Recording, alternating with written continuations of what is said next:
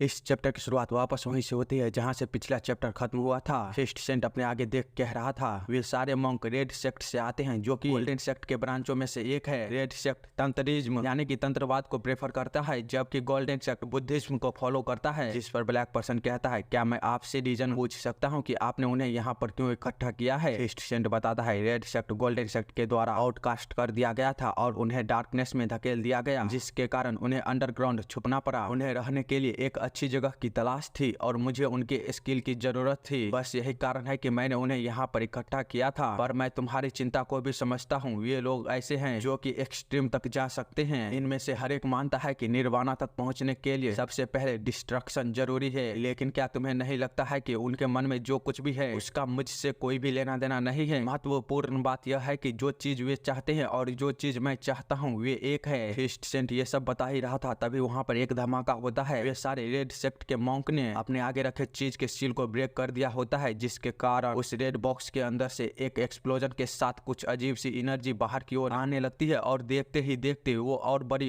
होती जा रही होती है। जिसे देख फिफ्थ सेंट कहता है, क्या बात है, यह पहली बार है जब मैंने खुद से सील को हटते हुए देखा है। इतने में ही उसे कुछ भयानक महसूस होता है, जिस पर वह अपने मन में कहता है, ये तो एक्सट्रीम कोल्ड इन एनर्जी है, नहीं ये अनस्टेबल है। हम देख पाते हैं उस क्रिस्टल की एक्सट्रीम कोल्ड इन एनर्जी अपने पास खड़े मॉन्क पर अपने प्रचंड रूप से टूट पड़ता है। जिसे देख फिफ्थ सेंट चिल्लाते हुए कहता है, नहीं, पर तब तक काफी देर हो चुकी होती है। वे सभी मॉन्क काफी सफर कर चुके होते हैं उस एनर्जी के कारण। जिसे देखते हुए एक मॉन्क चिल्लाते हुए कहता है, जो कुछ भी हो जाए ये कंट्रोल से बाहर नहीं जाना चाहिए। ये बोलते हुए वो दूर जाके गिरता है और फिर खुद को किसी तरह संभालते हुए उस क्रिस्टल को वापस से कंट्रोल करने की कोशिश करने लगता है। उधर फिफ्थ सेंट भी ये सब देखकर अपने जगह से उस ओर जाते हुए कहता है, मैं बस खड़ा होकर यहाँ पर यह सब नहीं होता हुआ देख सकता हूँ। पीछे से ब्लैक पर्सन घबराते हुए कहता है, मास्टर। सेम टाइम पर हम किसी दूसरे मॉन्क को भी देखते हैं जो कि फिफ्थ सेंट को इतनी तेजी से उस क्रिस्टल की ओर जाता हुआ देख कहता है, नहीं, आपको ऐसा नहीं करना चाहिए। लेकिन फिफ्थ सेंट आते हुए कहता है, आखिरकार तुम्हें किस चीज की चिंता हो रही है? ये extreme cold in energy crystal का इन एनर्जी का कोर आइस क्रिस्टल से ऑरिजिनेट हुआ है। अगर मैं इसे कंट्रोल करने में कामयाब हो जाता हूँ तो यह आइस के साथ स्कैटरिंग पाउडर में बदल जाएगा। लेकिन अगर मैं उस पर कंट्रोल नहीं कर पाया तो मैं उस डेडली स्पिरिट को पोजेस करने का अधिकार खो दूंगा। इतना बोलने के बाद वह उस क्रिस्टल की ओर अपने हाथों को बढ़ाते हुए सोचता है, यह तो काफी अमेजिंग है। यह एक्सट्रीम कोल्ड इन एनर्जी किसी भी पर्सन के दिल के साथ सोल तक को फ्रीज कर सकता है। मैं तुम्हें कंट्रोल करने के लिए अपने हर एक पावर को लगा दूंगा। इतना सोचते हुए वो अपने हाथों की ओर देखता है। जिस हाथों से उसने उस क्रिस्टल को पकड़ा होता है वो हाथ धीरे धीरे जमने लगता है, जिसके कारण फिफ्थ सेंट के हाथों को काफी डैमेज होता है। पर थोड़ी ही देर बाद हम देखते हैं उसके हाथों में एक क्रिस्टल होता है। जिसे देख फिफ्थ सेंट एक भयानक लुक के साथ कहता है, extreme cold in energy crystal, यह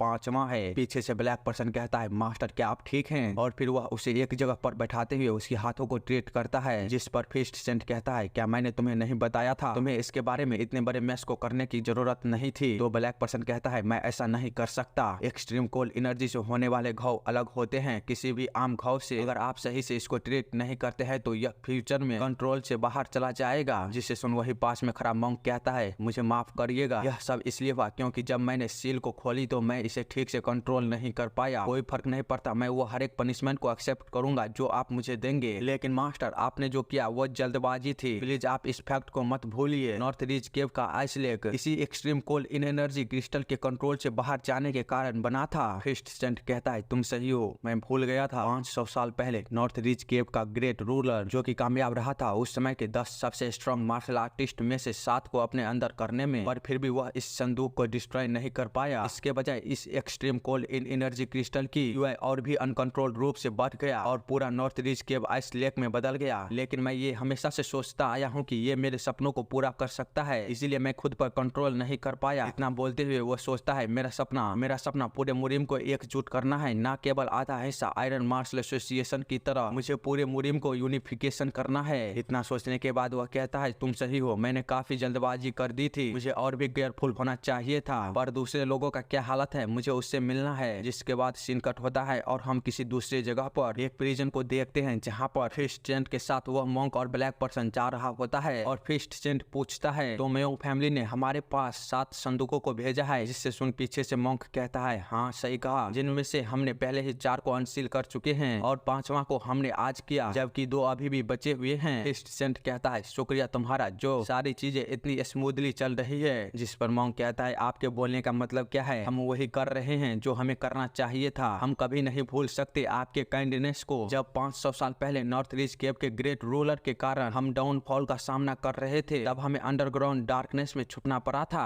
वे सभी ऐसे ही बातें करते हुए एक प्रिजन के सामने पहुंच जाते हैं, जिसके अंदर एक बंदा फिस्ट सेंट को देख कॉन्टिन्यूस उसका नाम ले रहा होता है, वांग वुगरैंक। उसे देख फिस्ट सेंट कहता है, क्या तुम अभी भी जिंदा हो? जिससे सुन वो बंदा इविल हंसी के साथ कहता है, तो तुम मुझसे पूछ रहे हो क्या मैं अभी भी जिंदा हूँ? इतना बोलते हुए वो काफी गुस्सा हो जाता है और उस पर चिल्लाते हुए कहता है, क्या मैं तुम्हें उस पर्सन की तरफ दिखता हूँ जो अभी भी तुम्हारे लिए जिंदा है? वांग वुगरैंक, मैं बस केवल चाहता हूँ तुम मेरे फादर का रिवेंज लो, जिसके लिए मैंने वो सब कुछ किया जो तुम चाहते थे। लेकिन बदले में तुमने क्या किया? तुमने कब से मुझे यहाँ पर बंद कर रखे हो? मुझे तुम पर अब भरोसा नहीं रहा है। मुझे इस शराफित चेन से फ्री करो, मैं खुद ही किंग ऑफ वार का गर्दन काट दूंगा। जिसे सुन फिस्ट सेंट कहता है, एवरलास्टिंग आयरन जिसे तुम श्रापित चेन कह रहे हो और जिसे तुम इतने समय से नहीं तोड़ सके, वो प्रॉब्लम नहीं है। असल प्रॉब्लम यह है कि किंग ऑफ वार जिसका तुम गर्दन काटने वाले हो, उसने बड़े ही आसानी के साथ इस एवरलास्टिंग आयरन से बने चेन को पहले ही तोड़ चुका है। इसलिए तुम रुको और इंतजार करो, अभी सही समय नहीं है। जब तक कि ये extreme cold in energy crystal तुम्हारी बॉडी के साथ प्रॉपरली फ्यूज नहीं हो जाता और तुम एक इमॉर्टल बॉडी को हासिल नहीं कर लेते, बिल्कुल एक रीएनिमेटेड कॉर्प्स की तरह जो कि नर्क में भी नहीं मरता। जिस पर यह बंदा काफी खुश होते हुए दोबारा इविल हंसी के साथ कहता है, king of war Dan Sayu.